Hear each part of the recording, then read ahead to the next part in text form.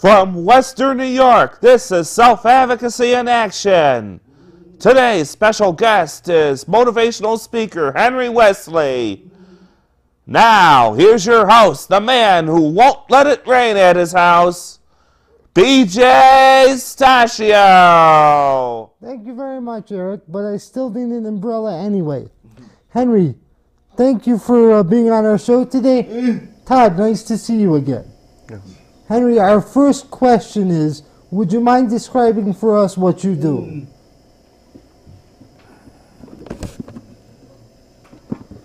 Take your time. I am a motivational speaker and self-advocate for people with disabilities. I have created a 30-minute speech and PowerPoint presentation that I show to my audience to tell them about my story, the Henry Wesley story. My story explains about living a lifetime with multiple disabilities and where I have been, where I am now, and where I want to go in the future. I describe my experiences that I had while living at Willowbrook, New York State's mental institution, where I lived for 23 years of my life. I also talk about the achievements that I have made and encourage others to reach for their dreams and become advocates of their future. Thank you very much. Our second question is, why did you decide to start speaking to people? I started speaking to people because I felt that I had a unique and compelling story that I wanted to share with people that were willing to listen and to educate the community that may not be aware of the challenges we face in our daily lives. I think it is important for those of us with disabilities who can communicate to express our feelings as well as advocate for ourselves and others who are unable to speak for themselves. I also wanted my voice to be heard. I first started my motivational speaking through the self-advocacy program AmeriCare. Then in October 2010, I was the first consumer at the Resource Center in Chautauqua County to be selected to participate in a pilot program through People Incorporated of Buffalo that allows me to choose the types of services that I receive, and I wanted to make others aware of the types of choices that I am able to make for myself. In this program, I have been able to hire a self-determination assistant, Diablos, to help me work on my presentation and PowerPoint, and accompany me to share my story to various organizations throughout Western New York. I am also an employee of the Resource Center, where I assist in training their new employees by presenting my story to them. I love what I do, and it has been a very rewarding experience, and one that I am very proud of. Are you ready for question number 3?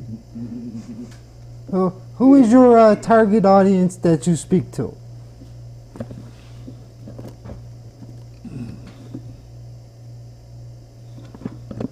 My audiences consist of new hire employees in training for the Resource Center, self-advocacy groups, local organizations such as the Rotary Club and Lions Club, college students in a variety of different classes, and anyone else that would be interested in listening to my story. I want my voice to be heard. My audiences consist of new hire employees in training for the Resource Center, self-advocacy groups, local organizations such as the Rotary Club and Lions Club, college students. What topics do you cover? Question number 4. What topics do you cover? I talk about the horrible experiences that I suffered while I was institutionalized at Willowbrook, like the conditions and the mistreatment of its residents. Then I review a brief history of how people with disabilities used to live before modern times. Next, I discuss the important legislation that has been developed in the last few decades, followed by a summary of where I have been and my achievements since leaving Willowbrook. My conclusion talks about my dreams and plans for the future. Question number 5. Where are some of the locations that you present? am employed through the Resource Center and present to their new employees at their training center a couple of times a month. I have spoken to several self-advocacy groups throughout Western New York. I usually speak to students at the Jamestown Community College a few times a year. I also solicit local clubs and organizations, and present to those who invite me to be their guest speaker.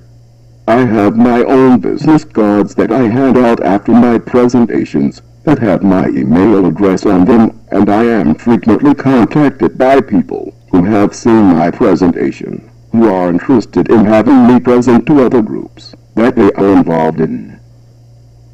Question number 6. Why do you feel it's important to tell of your time at Willowbrook?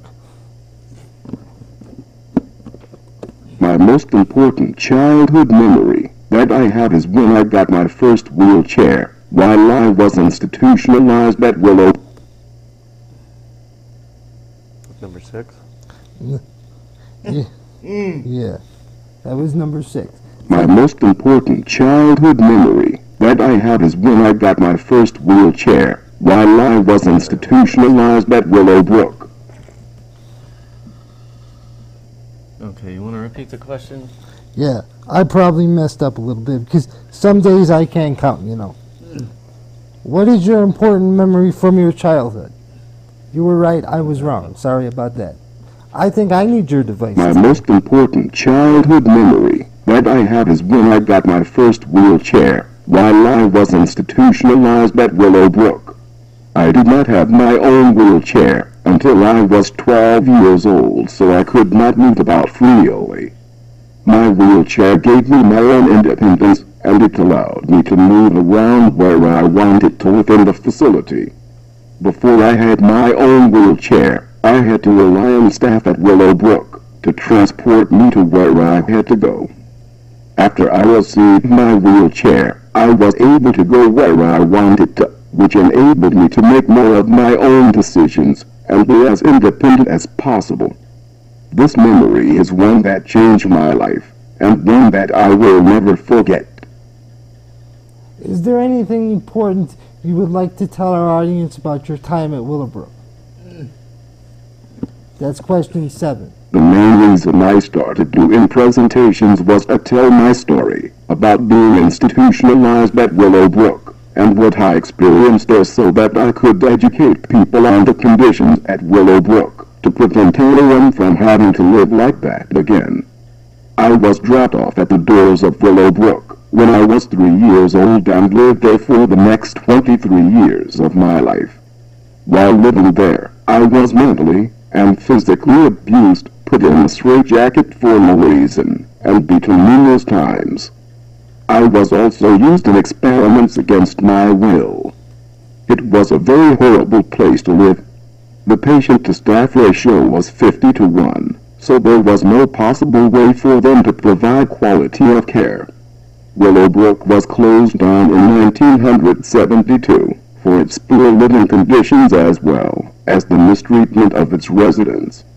I tell this story so that hopefully we learn from the mistakes of our past and avoid them in the future, so that a place like Willowbrook will never happen again.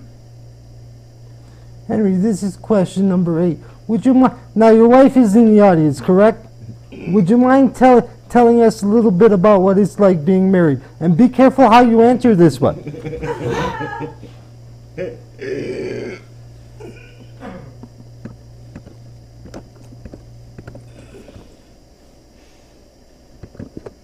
I have been married for 17 years. When my wife and I decided to get married, we encountered legal issues and had to have our house staff accompany us to City Hall so we could fight for our rights to get married. We were finally married on November 5th, 1994, so we have been married a wonderful 17 years. I love being married to my wife, Jean. We have a lot of fun together and enjoy each other's company. That's very good. Would you mind telling us about where you live? This is question